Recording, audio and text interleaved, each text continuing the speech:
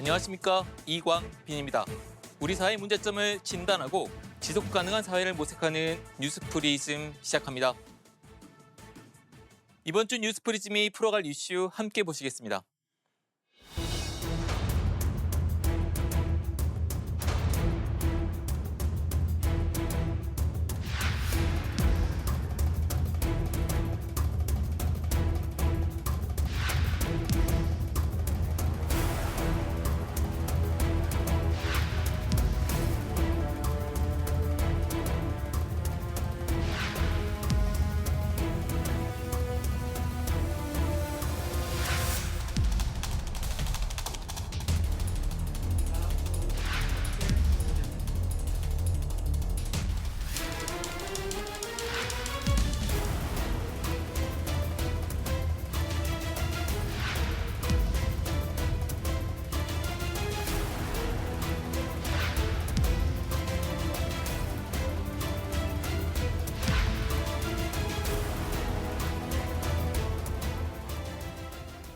전봇대를 뽑겠다. 소톱 및 가시를 뽑겠다. 신산업과 스타트업 육성을 막는 규제를 해소하고 기득권의 텃세를 막겠다는 말인데요. 정부와 정치권에선 때가 되면 나오는 말입니다. 그런데 뽑히기는커녕 더 박히는 경우도 생기고 있습니다. 규제와 텃세에 지쳐 기업 근거지를 아예 해외로 삼으려는 젊은 창업가들이 늘어나고 있습니다. 타다 사태의 교훈으로 개선이 되기는커녕 온라인 법률 서비스와 비대면 진료 등이 비슷한 문제로 난관을 겪고 있습니다. 헌법재판소는 로또 가입을 금지한 변호사협회 규정에 일부 위헌 결정을 내렸고 공정거래위원회도 온라인 법률 플랫폼에 손을 들어줬지만 텃세 앞에선 무용지물입니다. 비대면 진료는 코로나19 사태 때 이미 검증이 됐는데 업체들이 갑자기 하나둘 문을 닫는 등 비대면 진료 업계가 고사위기입니다. 왜 그런지 홍서연 기자가 비대면 진료 위기 사태부터 알아봤습니다. 지난 6월 재진 환자 위주로 개편된 비대면 진료. 같은 질환으로 30일 안에 해당 기관에서 진료받은 기록이 있어야 합니다. 오진 등의 위험을 고려해 초진 환자는 원칙적으로 제외됐습니다.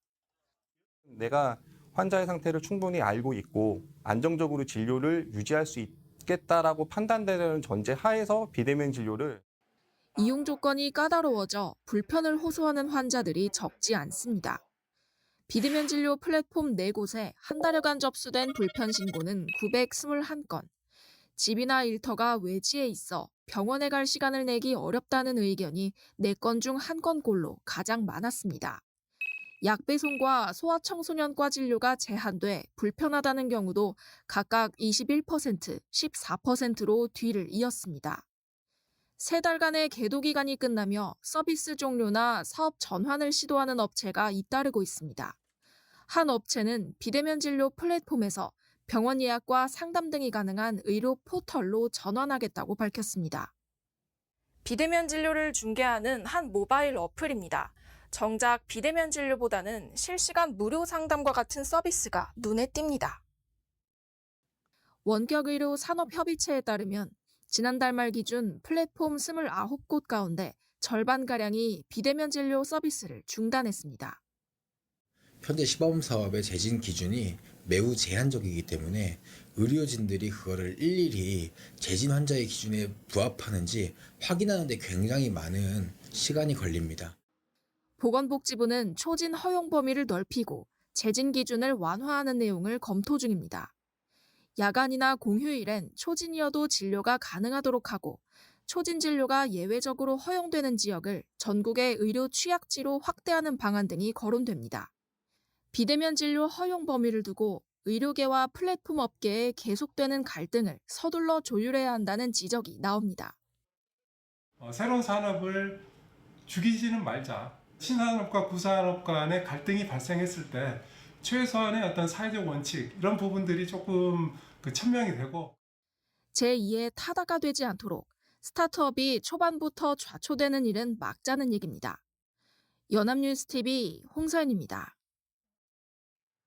로톡 사태 무려 8년을 끌고 있습니다.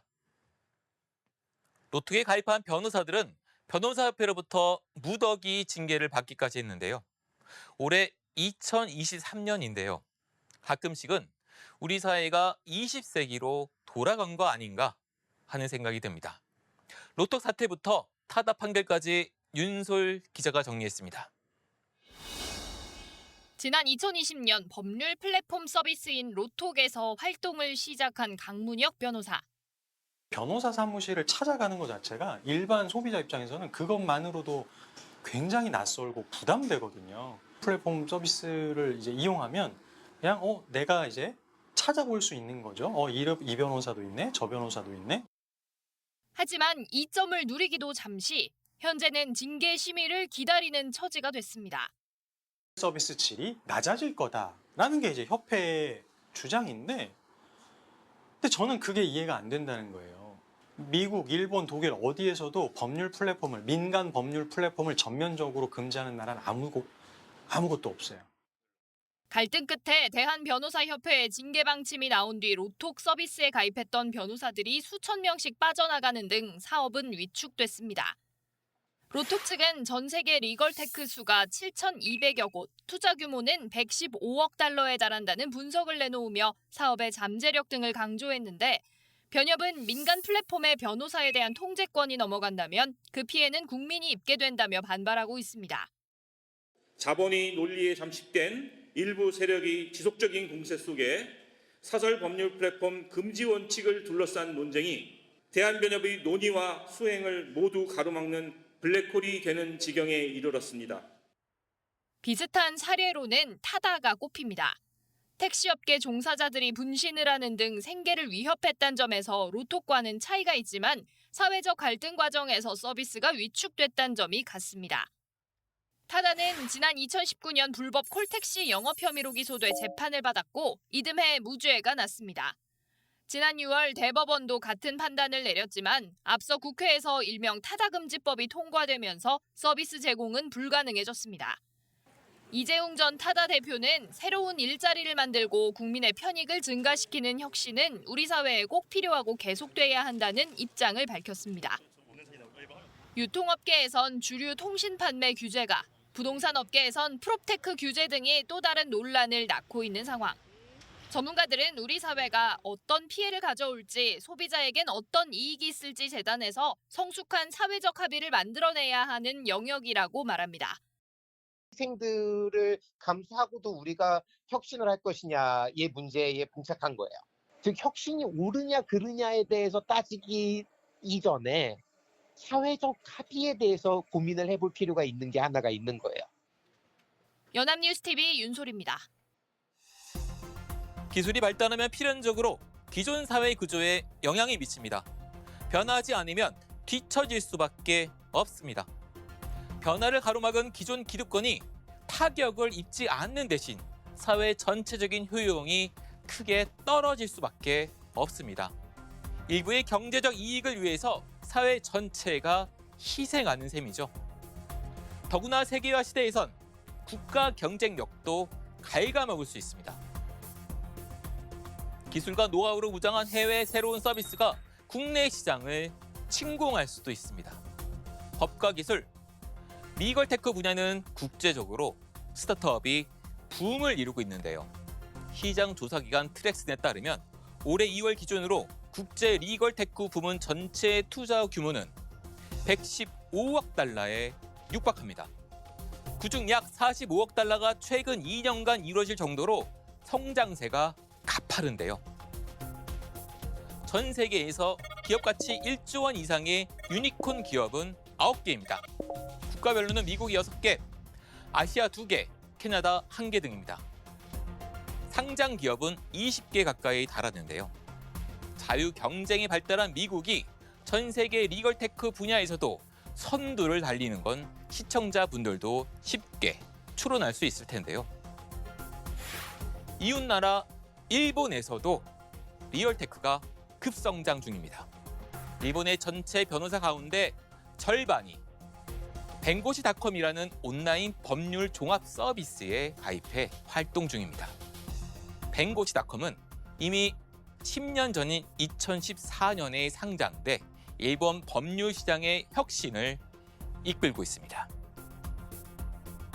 그러면 우리나라는 어떨까요? 사회적 자본과 네트워크가 강할수록 쉽게 실력 좋은 변호사를 소개받을 수 있겠죠. 그러나 일반 시민들은 어떨까요? 발품을 팔며 변호사를 찾아야 하는 게 현실입니다. 시민들의 불편도 문제인데 소모적인 싸움에 휘말려 국내 온라인 법률 시장의 성장이 정체되거나 아예 뒷걸음질 칠 경우 그 후폭풍이 문제입니다. 훗날 온라인 법률 시장의 걸림돌이 사라졌을 때 국내 서비스 경쟁력은 바닥을 칠지도 모릅니다. 그 사이 해외 온라인 법률 플랫폼은 국내 시장을 호시탐탐 노릴 수 있겠죠. 온라인 마켓, 온라인 배달 플랫폼 등에서 국내 업체들은 세계적으로 인정받고 있습니다. 그나마 규제와 기득권의 견제가 덜한 시장에선 우리 기업이 세계로 뻗어나갈 수 있는 실력을 갖췄다는 증거물은 차고 넘칩니다. 한국 경제의 저성장 고착화가 우려되는 시기에 규제와 기득권만 문제가 되지 않는다면 글로벌 자유시장 경제에서 우리의 새로운 스타트업들은 충분히 경쟁을 헤쳐나가 우리 경제의 한 줄기 햇살이 될 수 있을 겁니다. 물론 새로운 서비스는 새로운 사회적 문제를 야기합니다. 플랫폼 노동자의 부당한 처우 문제, 자영업과 골목 상권 위축 문제, 개인정보 보호 문제 등은 면밀히 보완할 수 있도록 반드시 사회적 논의가 병행되어야 합니다. 우리 사회에서 국회는 새로운 기술에 기반한 혁신의 걸림돌이란 비판을 끊임없이 받아왔습니다. 신산업에 방해되는 불필요한 규제를 제때 걷어내지 못하거나 오히려 규제를 강화해 왔는데요. 이제라도 국회가 혁신의 길을 열어줄 수 있을까요? 이다영 기자입니다. 역대 정부는 하나같이 규제의 혁파를 강조해왔습니다. 혁신을 막는 거미줄 규제를 풀겠다는 의지를 표명해온 겁니다. 역대 정부는 규제 샌드박스 같은 제도를 도입해왔습니다. 규제 샌드박스란 새로운 제품이나 서비스가 출시될 때 일정 기간은 기존 규제를 면제하거나 유예하는 내용입니다. 하지만 실제로는 타다 사태와 로톡 사태가 발생하고 비대면 진료 플랫폼이 고사될 위기에 놓이는 게 현주소인 만큼 혁신은 구호에 불과했다는 비판이 있습니다. 이제라도 규제를 풀어가자는 움직임이 정치권에서 나타나고 있습니다. 여야 일각에선 타다 금지법으로 불리는 여객 자동차법 개정안을 폐기하라는 목소리를 냈습니다. 국회가 규제를 막 더해가면서 잘못 법을 만들었을 때 아무리 국회 권위를 존중한다고 해도 이걸 다시 고칠 수도 있다는 걸 보여주는 게 타다가 아니라 다른 스타트업이나 이 규제와 관련되어 있는 혁신적인 산업에도 좋은 메시지가 된다고 생각하기 때문에 로톡 사태와 관련해서도 국회에 변호사법 개정안들이 발의돼 있습니다.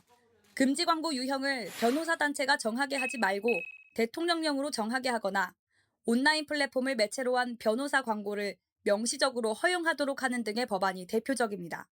이른바 리걸테크 산업의 성장을 가로막지 말자는 취지입니다. 광고 규정은 소위 말하는 불법 또는 부당한 또 사회적인 통념에 반하는 그러한 광고들을 걸러내기 위한 규정이지 특정한 합법적인 사업자를 배제하기 위한 규정으로 이용되어서는 안 될 것입니다.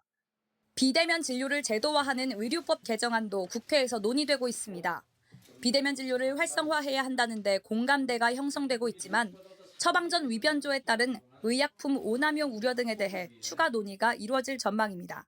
입법이 혁신을 막아선 안 된다는 여론이 커지는 가운데 여야 의원 약 20명이 모인 국회 연구 모임 유니콘팜이 스타트업 관계자들과 만나 입법 방안을 모색하기도 했습니다. 이미 기술적인 진화를 위해서 도태될 수 있는 위험한 상황이다 이렇게 생각합니다. 국회 차원에서 키워야 되고 고민을 진지하게 해야 된다고 생각하는 것이죠.